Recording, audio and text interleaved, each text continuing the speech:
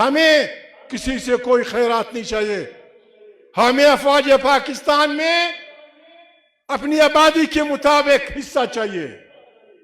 پاکستان کی افواج پاکستان کے تمام اداروں میں سندھیوں کو، بلوچوں کو، پشتونوں کو آبادی کی بنیاد پہ، تاکہ ایک فوج پاکستانی فوج بنے.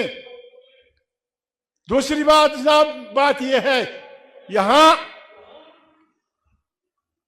21ویں صدی میں، خدا کو خوف کریں، 21ویں صدی میں پنجاب کے نام سے صوبہ ہے، بلوچ کے نام سے ہے، اس میں ہمارا بھی کچھ حصہ پھنسا ہوا ہے، سندھی کے نام سے ہے. آخر پشتونوں نے، ہم نے کون سا گناہ کیا ہے؟ انگریز کے ساتھ ہم لڑے تھے، انگریز کے ساتھ ہم نے مقابلہ کیا تھا، بندوق سے بھی کیا تھا، مرد آباد زندہ آباد کی بھی کیا تھا. ٹھیک ہے، اس نے ہمیں تقسیم رکھا. موجودہ پاکستان کیوں 75 سال سے ہمیں تقسیم رکھ رہا ہے؟ جب یونٹ بن رہا تھا، میاں والی اور اچک بنوں کا حصہ تھے.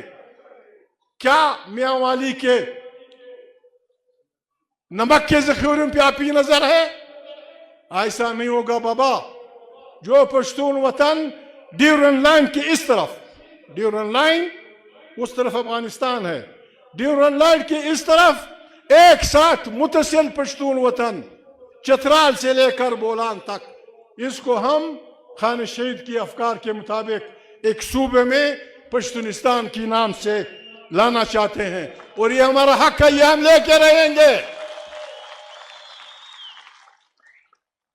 یہاں اگر تعلیم اپنی دینی ہے، مفت تعلیم یا جبری تعلیم، کم سے کم ابھی سے تو شروع کر دیں.